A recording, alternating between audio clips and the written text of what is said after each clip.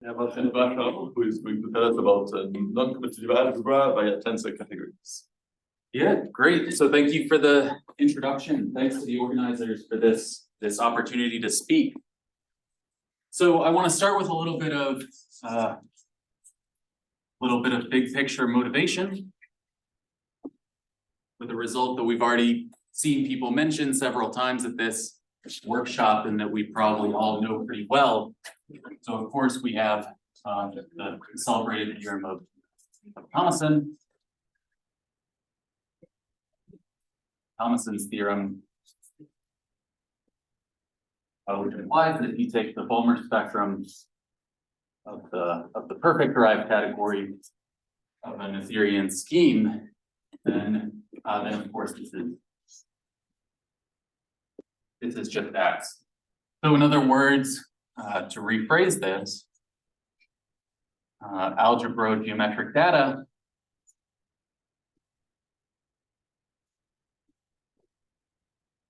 can be interpreted in tensor-triangular geometry.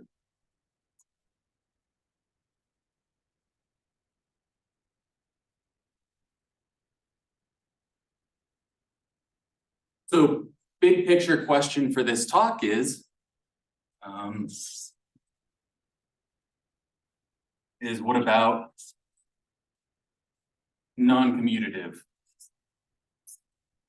algebraic geometry? And so in this talk, I'm not going to provide a fully satisfactory answer to this question, but I want to say, kind of give a bird's eye picture of what is the status. So what do we know? What do we not know but hope to know? And what steps are completely open? So here when I say non-commutative algebraic geometry, I'm mostly going to be working from the following the philosophy of Artin and Zhang.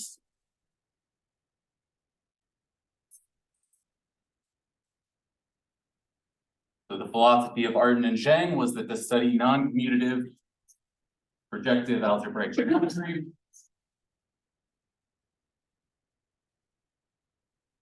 we want to consider a quotient of the category of graded modules of A, and A here, so for the rest of the talk, A is always going to be an algebra satisfying these conditions. So A is going to be in general, non-commutative.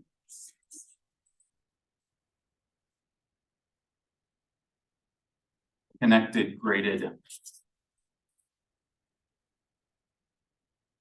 A algebra.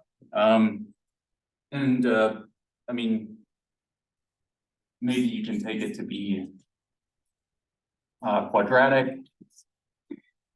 I think in general, everything that I'm going to say will also hold for algebras with, as long as it has M homogeneous relations, but maybe you can just pretend everything is quadratic and that will make sense.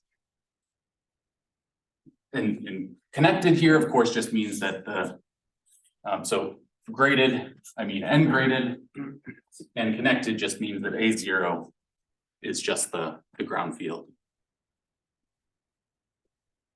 So fundamental problem.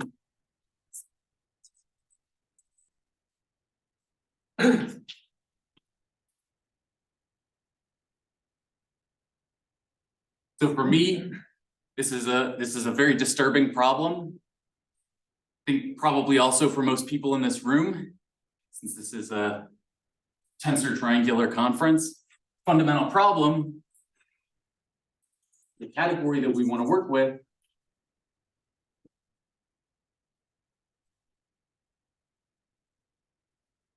category of graded modules for A, has no intrinsically defined tensor product.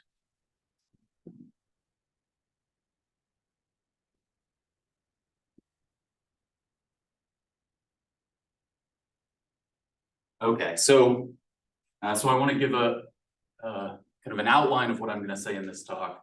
And really, there are going to be two parts to it. So for the first part, we want to try to address this fundamental problem. So my subtitle for this part, I want to borrow this great phrase from one of Paul's papers, which says something like, a triangulated category by itself is too arid, so we need a tensor product for irrigation. So the subtitle for this talk, for this part of the talk, is irrigating non-commutative algebraic geometry.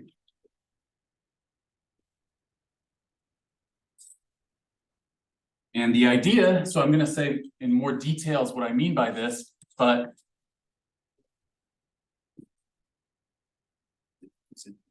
associate to A some kind of tensor category C. And what this is actually going to be is comodules for some Hopf algebra.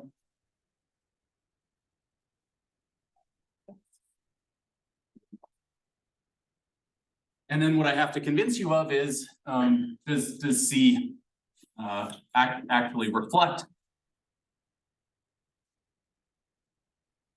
the important properties of A? In particular, we really only care about A up to its, graded module category. So one thing that we can ask is, if A and B are graded Merida equivalent, are these, what's the relationship between these categories?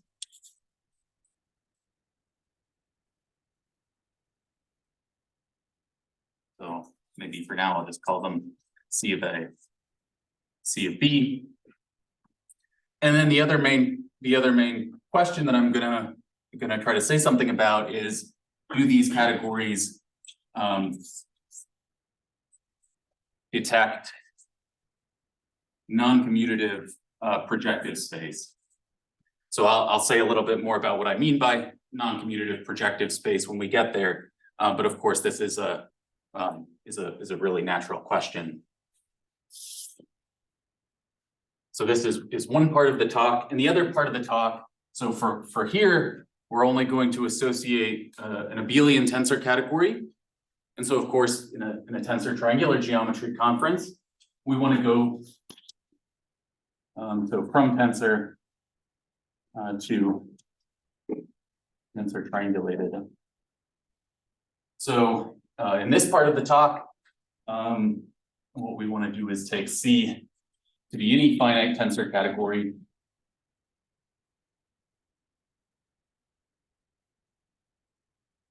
So in particular, this could be comodules of a finite dimensional Hopf algebra. And then we want to ask, what is the Balmer spectrum of the stable category of this finite tensor category? And we're going to have some results. So this will involve some results and some conjectures. And so I should say, so this part of the talk is going to be involving joint work with Wang, Nguyen, Ura, European, and Wang. And this part of the talk is going to involve results which are joined with Kano and Yakimov. Okay, so on both sides, I'm going to say some results and some open conjectures. So neither of these sides are done. And of course, even if I could answer everything between these two sides, there's still a little bit of daylight in between them, because here we really only have results and conjectures for finite dimensional Hopf algebras. And in fact, the Hopf algebra that we get here is usually infinite dimensional.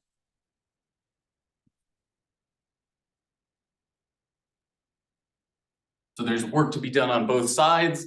And then in order to fully complete the picture, we also need some way to deal with this discrepancy. Okay, great.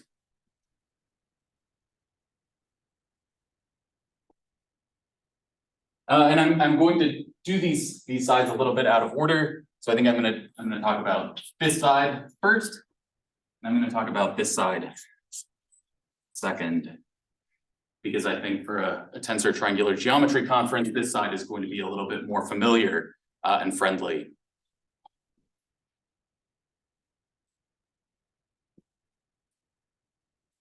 Okay, so our setup is C. Like I said before, C is going to be a finite tensor category. So that means abelian, finite dimensional Hopf spaces, enough projectives, finitely many simples,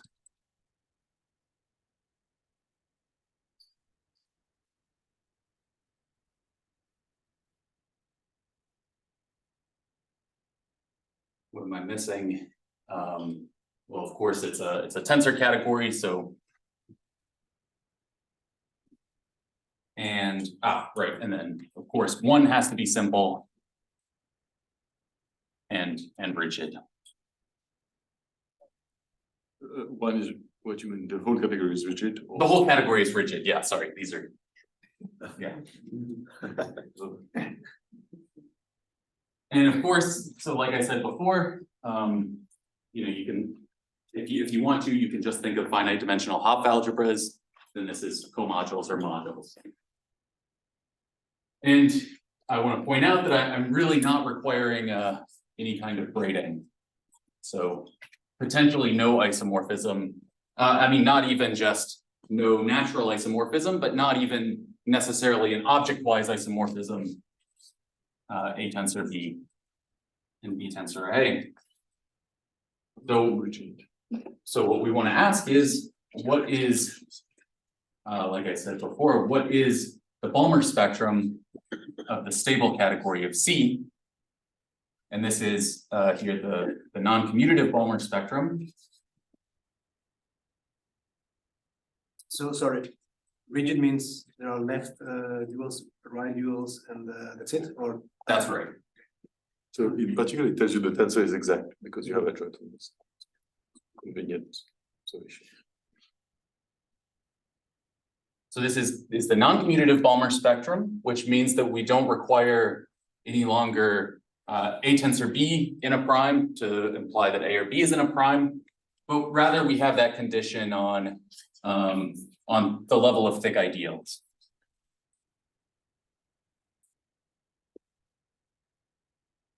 So in other words, I tensor J contained in P implies I or J is contained in P.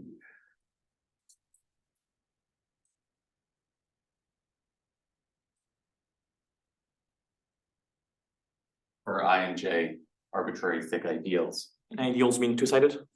Two-sided, yeah. So I think I'm not ever going to talk about one-sided ideals in this talk. So every time I say ideals, I mean two-sided. Yes, thank you. Are there any other questions at this point? Will you explain what stuff C means? So it's just the stable category. So Hopf spaces are just the Hopf spaces in C, modulo the ones which factor through projectives.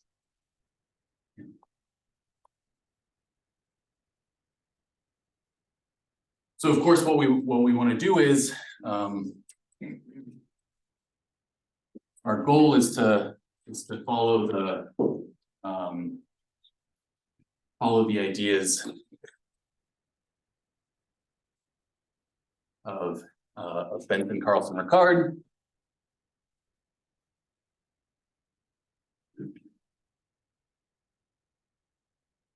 and Friedlander Silva.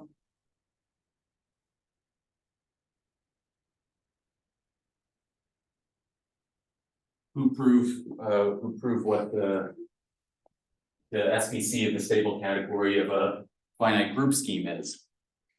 So now we're just, we've slightly generalized to this non-commutative case. And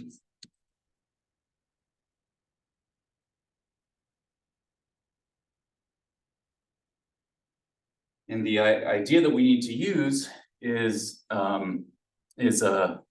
so the ideas of these papers are to use cohomological support for the category. What we want to do is use a cohomological support, but based on a different ring than the cohomology ring. So based on a subalgebra of the cohomology ring. So here what we want to do is we want to set this C star. So this is the what we call the categorical center. So this should be a subalgebra of the cohomology ring. Okay, so this is Jen's.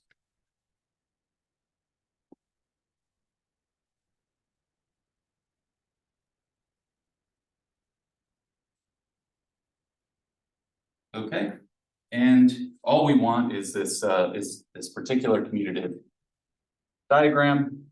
Of course, this is the same as S. It's the same as S tensor 1. And we can do F tensor identity.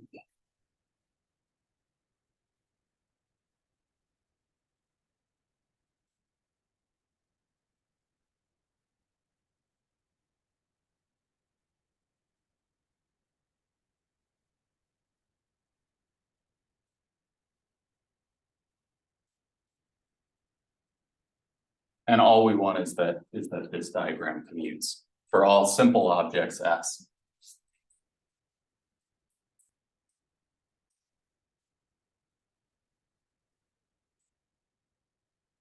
Okay.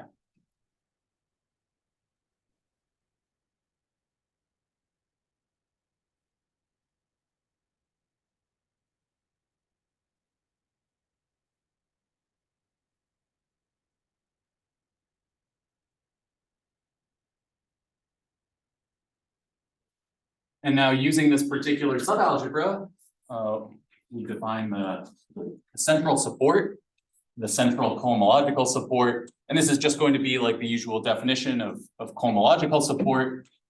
So you're allowing I to be negative in this. That's right. Right. So yeah. So that's a good point. So actually, a lot of our theorems are written both for including negatives and just for the positives. But I guess really for the theorem that I want, I'm going to really only want the positive ones. So really, there's two rings you could use. And for such an F, this typically does not commute for a non-simple S. That's right. That's right. Okay, so then central support is going to just be, so usual definition of cohomological support, but based in C star.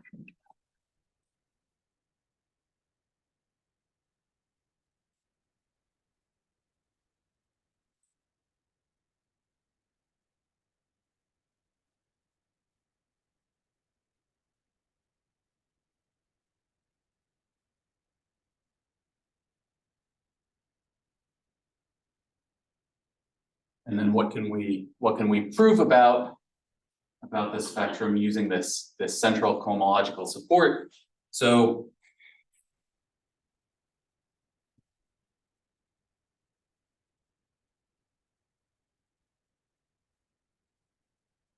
firstly, so this is the reason why we need to use this C star instead of the whole cohomology ring, is that in order to get an analog of the comparison map that Balmer produces in spectra, we need to use this C star.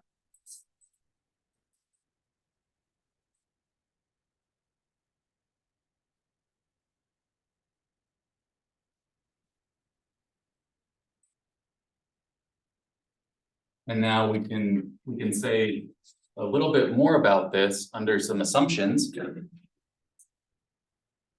So we need some kind of finite generation assumption. So we need each Hom star to be finitely generated.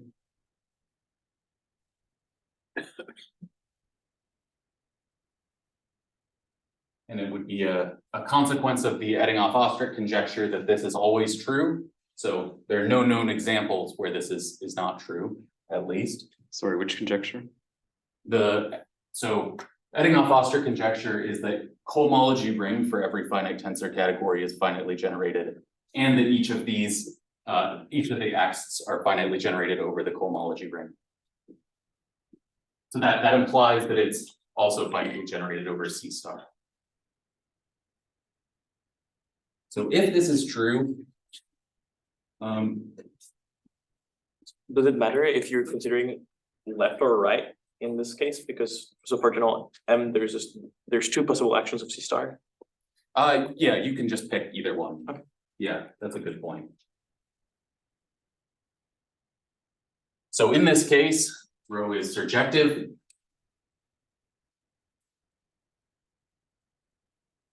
And then 3 is if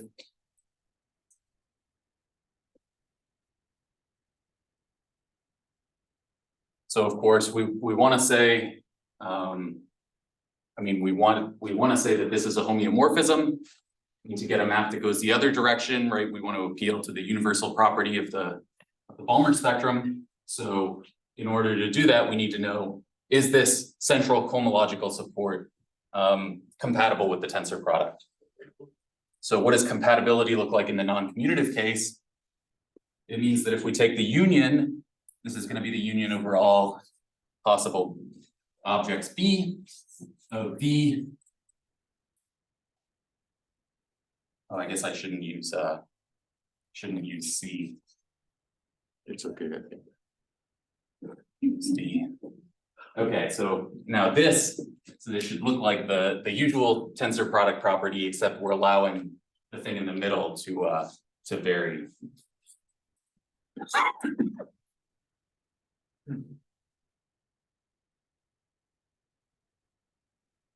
And the result is, okay, so if the central cohomological support satisfies this, then rho is a left inverse. With a map F that you get, which goes the other direction.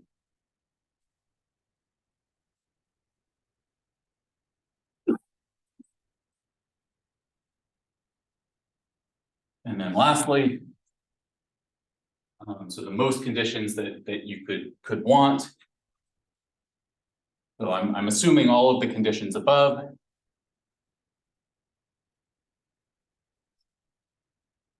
Plus I need proj C being Noetherian. And I need an extension. So VC has to extend to the big stable category of C.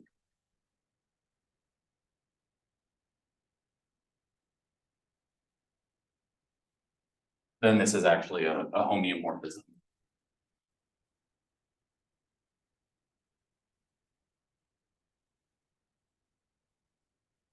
Okay, and then we conjecture that actually, so in all the examples we know, 4 is satisfied.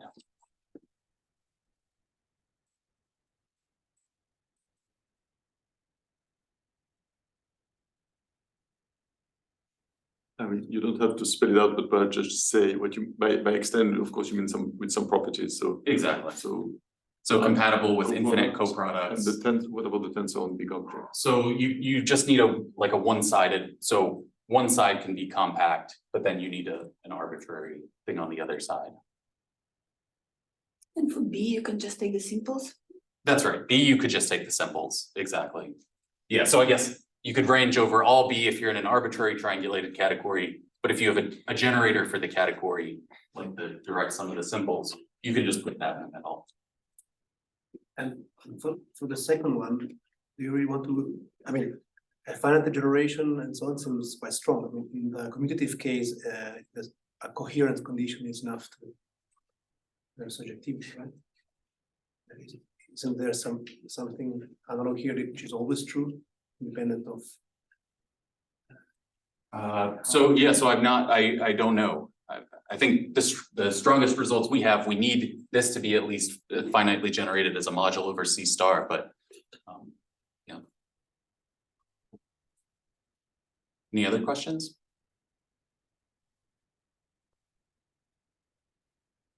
Okay, great. Yeah, so now I want to say something about part 2.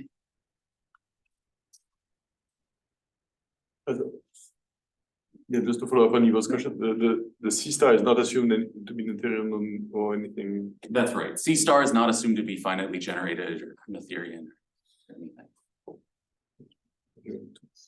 Although, yeah, I mean, to get this step, I think the only examples I know where we can show this step are because C star is Noetherian.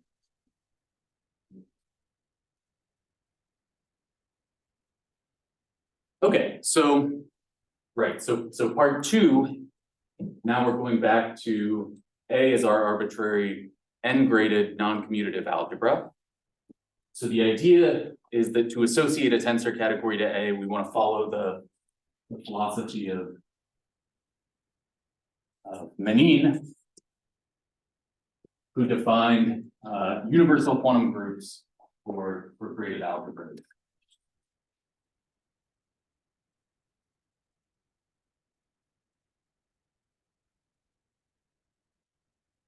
And the definition is very straightforward.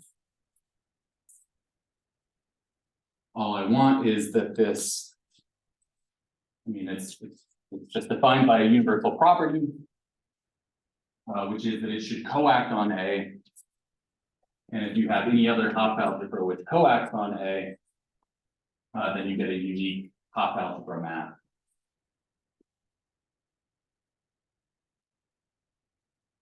Which makes this diagram commute. Okay, so very straightforward definition, right? But of course, then you have to ask, does this exist?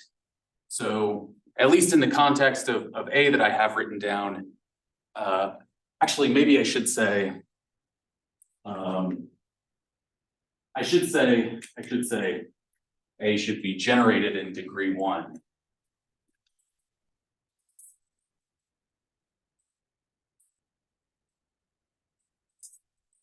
So I'm also going to assume that for kind of the remainder of the talk. Then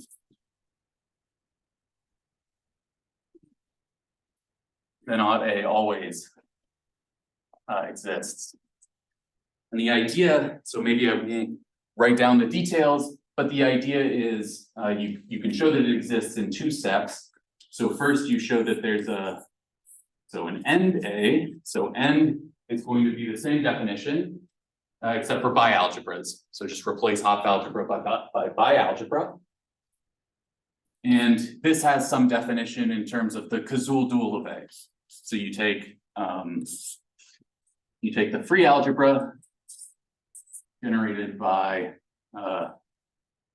A1 tensor, the Cazul dual of A, the degree 1 piece, which is just the dual of A1.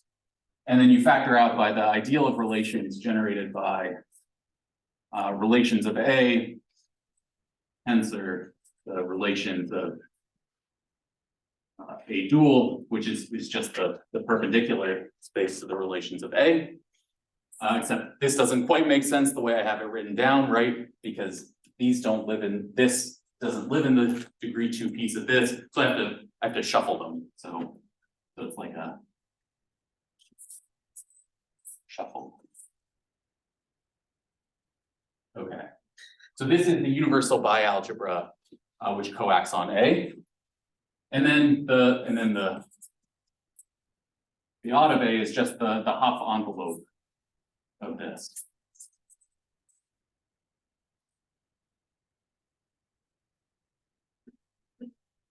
So the idea I mean, this is not an example of this, but the idea that I keep in my head is that you start, I mean, the picture is you start from a polynomial ring. And then you look at the coordinate ring of matrices and variables. So actually, this is a quotient of the universal bialgebra which coacts on this. But okay, it's a bialgebra which coacts on this. And then when you take its Hopf envelope, you just get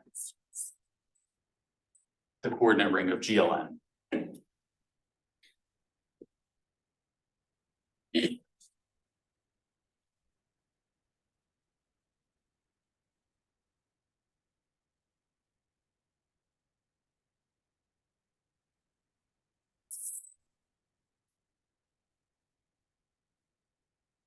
So the definition that we give really, to avoid having to write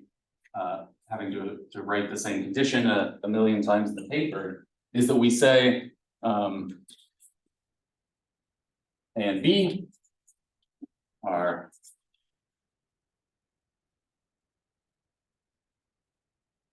quantum-symmetrically so weakly quantum-symmetrically equivalent if there's a tensor equivalence between the categories of comodules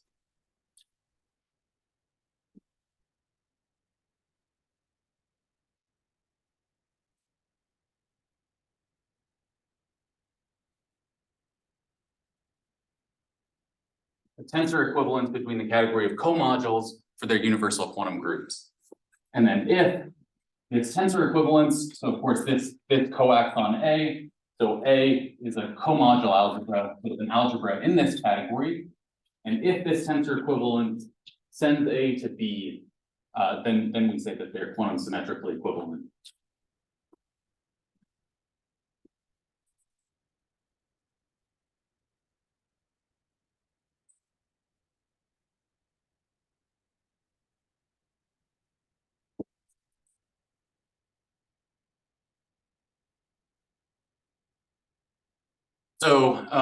So one thing that I want to mention is how do these tensor equivalences arise? So one particular way, which is really computationally useful to us, is that for any two cocycle, so sigma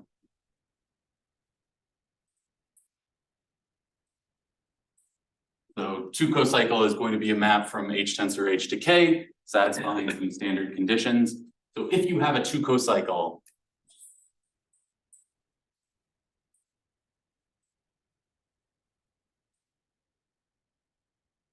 gives rise to an equivalence between comod H and comod H sigma. So here you just twist the multiplication of H using this two cocycle. So what is H now? Oh, sorry, yeah. So this is for a general Hopf algebra.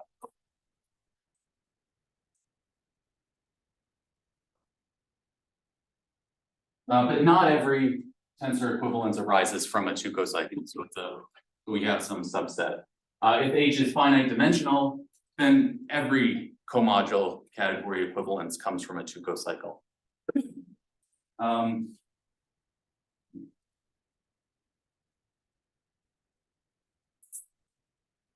Okay, so I want to say something about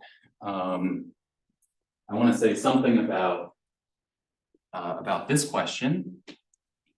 So if A and B are graded Morita equivalent, well, a great many graded Morita equivalents in non-commutative algebra come from automorphisms of A to A.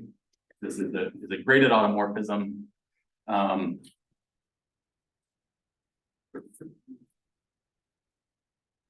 Then Germod A is equivalent to Germod A phi. So This is kind of similar to H sigma. It's you twist the multiplication of A using this graded automorphism. So this is in a paper of Zhang. And these twisted algebras are often called Zhang twists. So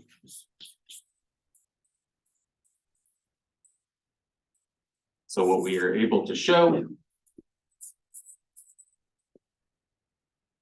is that there exists a 2 cocycle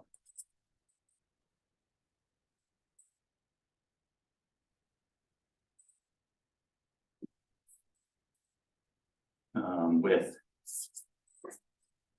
so if we take the universal quantum group of A phi, then take a 2 cocycle twist by this sigma, then this is the same thing, and it's just odd of A. And using this A and A phi are quantum symmetrically equivalent.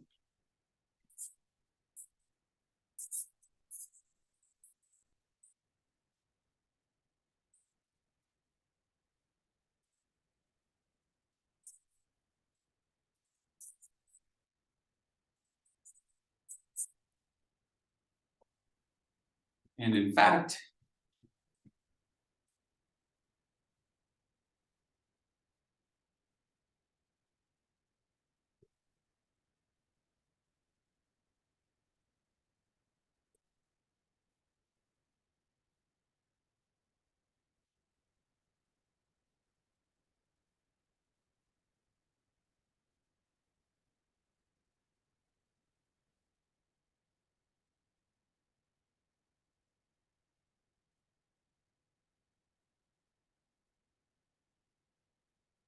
in fact, I can tell you exactly what this cocycle is. So this cocycle is exactly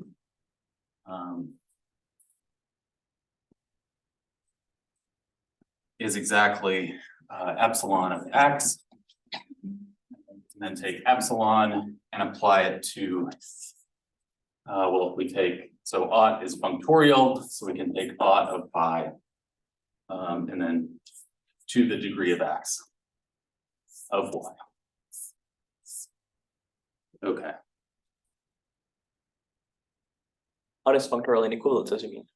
Sorry, say again. Ought is functorial in isomorphisms, or is it functorial in arbitrary mass? That's a good question.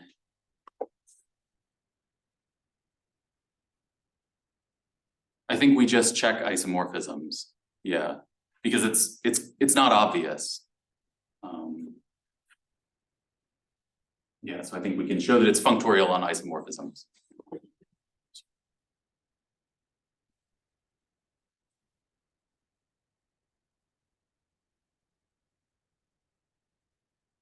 Okay, great. So with the last 10 minutes or so, I want to say a little bit about this last question. So detecting non-commutative projective space.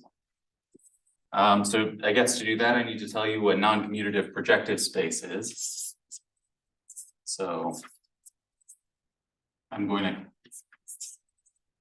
so what it's usually called in ring theory are Artin regular. I'll probably just refer to it in this talk as just non-commutative projective space. If it satisfies these 2 conditions, so it has to have finite global dimension.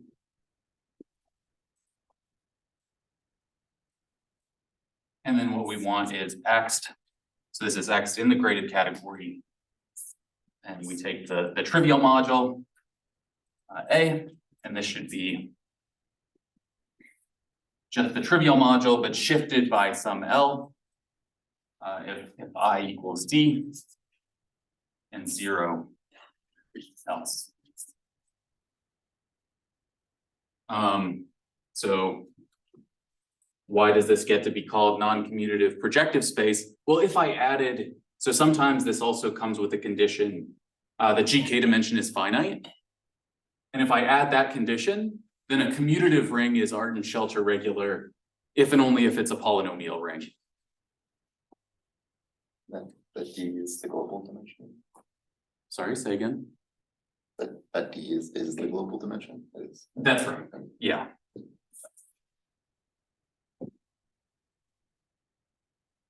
And now in some sense, the theorem that really motivated us,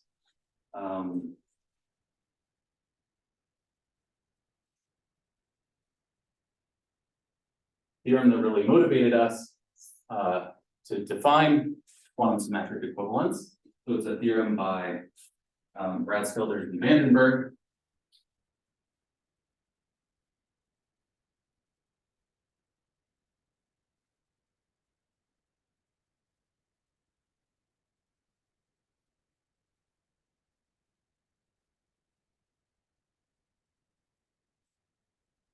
Are that if A and B are non-commutative projective spaces of the same dimension,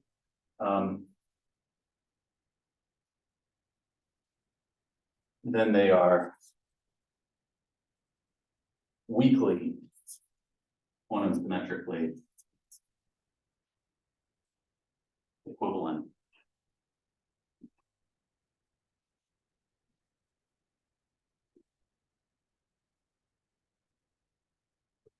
Of the outline.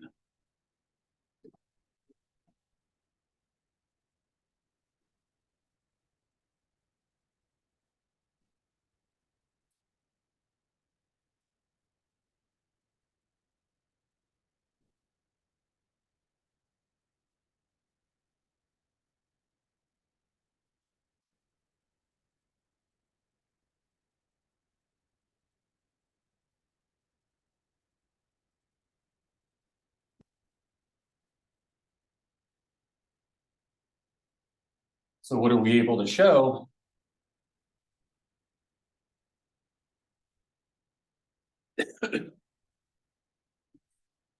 So we have two results that I want to mention.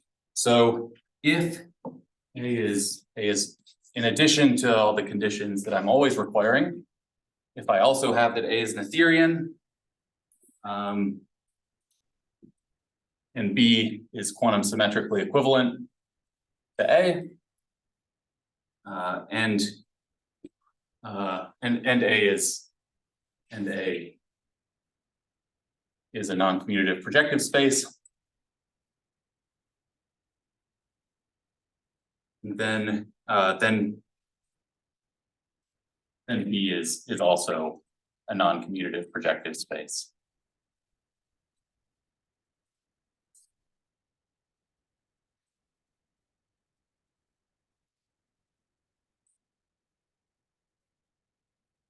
And then the second result is that if A, so I can drop the Noetherian assumption, but I'm going to add an assumption that it's causal. And again, I want B quantum symmetrically equivalent to A, except I also need to add the condition that this comes from a 2 cocycle.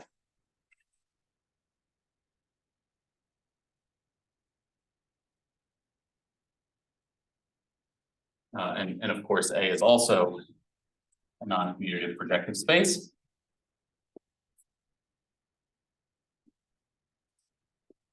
Then B is also.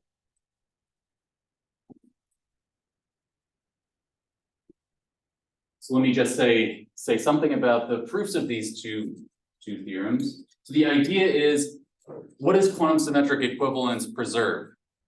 Well, it doesn't actually preserve the graded module category of A. I mean, you can have different graded module categories, but it preserves the category of relative modules of A with the universal quantum group. So modules of A, which are co-modules of the universal quantum group in a compatible way. So it preserves the category of relative modules. So in this proof, the goal is to reduce this non-commutative projective space condition. I mean, by definition, it's a condition on the graded category of A. But the strategy here is to reduce it to just a condition on the category of of relative A odd A modules. In part two, we lose the Noetherianity, so we can no longer reduce to that category of relative modules. But because of the causality, there's this really useful theorem of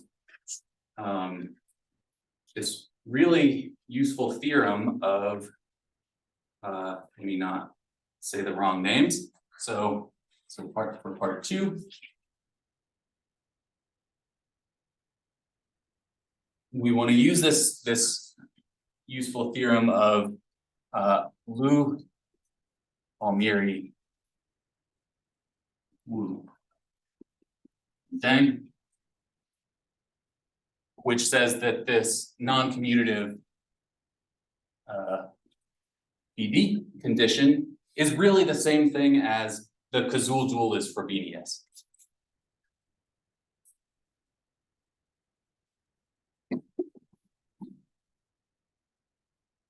Okay. And then A shriek is also going to be a comodule algebra for the universal quantum group. And the Frobenius form is a comodule map in that category. So we can show that the quantum symmetric equivalence preserves the Frobenius form. But this also uses that this equivalence has to be given by a 2 cocycle because we need some result along the lines of that a 2 cocycle commutes with taking the Cazul dual. Okay. Yeah, so maybe just to kind of wrap up, let me draw a picture of our kind of current knowledge, just to summarize. So A, here I'm going to assume A is, I'm just going to assume all the conditions. So A is Cazul, Noetherian, and non-commutative projective space. And then, then we can consider the quantum symmetric equivalence class.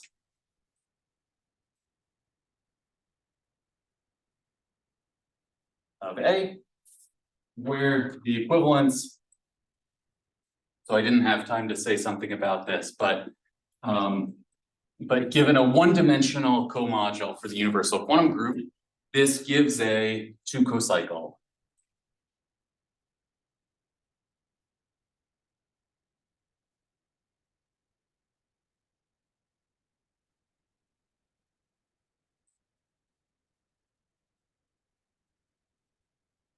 Okay, so it's a very specific collection of 2 cocycles.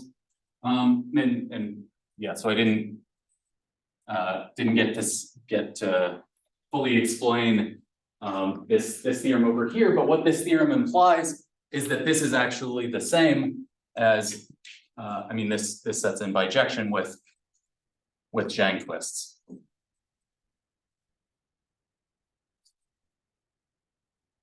For some graded automorphism phi of A. So these are the same.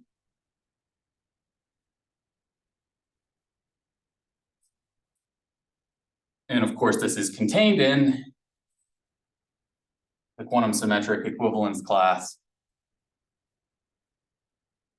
And this is just so where I forget about this one-dimensional representation part. So just from 2 cocycles. And this follows from the Brad-Shelders, Vandenberg, and then also us, is that this is precisely the same as Cazul non-commutative EE with the same dimensions as A. So in every graded piece is the same dimension.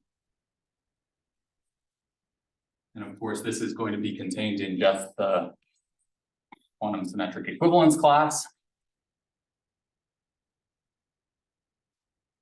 And now what our theorem says is that this is contained in just the collection of Kazoo non-commutative projective spaces. So this is from us. But the Rad-Shoulders-Vandenberg result, so right, the same thing here, says that this is contained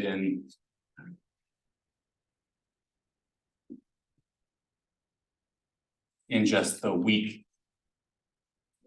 quantum symmetric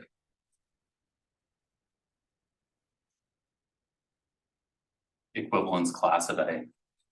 So of course, what we would really like to show is that in fact, the weak quantum symmetric equivalence provided by the Rad-Shoulders-Vandenberg paper is actually a full strong quantum symmetric equivalence. And so these things are equal.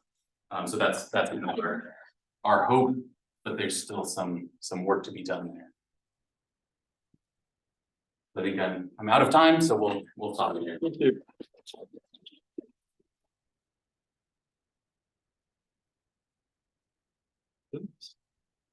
Could the hope instead be that in your result you can replace QS by weak QS? Or is this not It could be. true? Or is It could be. I see less of a way forward there. Okay. Because if this comodule equivalence doesn't send A to B, then it's very hard to say, Yeah. you know, what are algebras in this comodule category? But if the functor sends A to B, then it's a lot more useful. So possible. I'm more doubtful about that direction, but could be. A very ignorant question. So the first part of your last theorem kind of says that smoothness in the non-commutative setting is determined by this comodule category for the universal quantum group. Is there a commutative prototype for that? Yeah, I guess there isn't that I know of, because even in the commutative case, right? If you take an example of one of these algebras is a polynomial ring, and so to get a result like this, you still need to think about non-commutative algebras.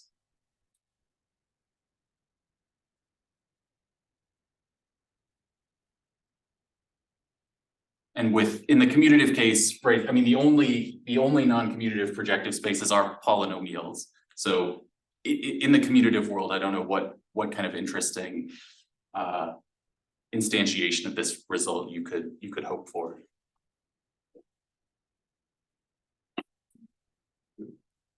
At the level of tensor categories, there is a braided tensor category that's always there, like the Greenfeld center.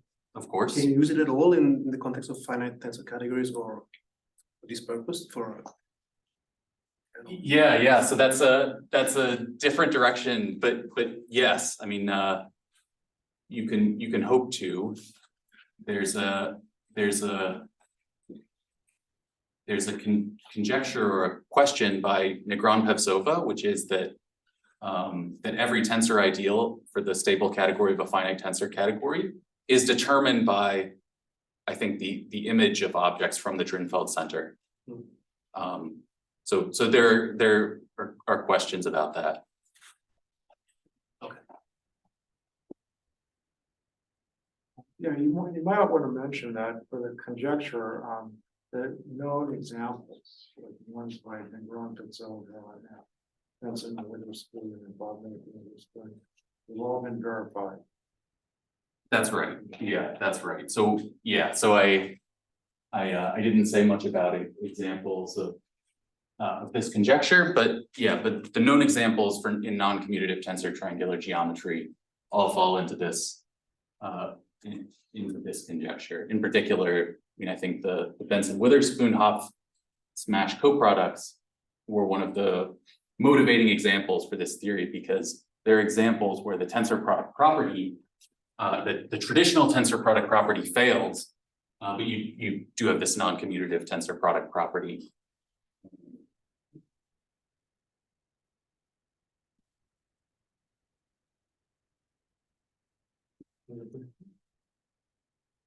The case, let's thank Kat again.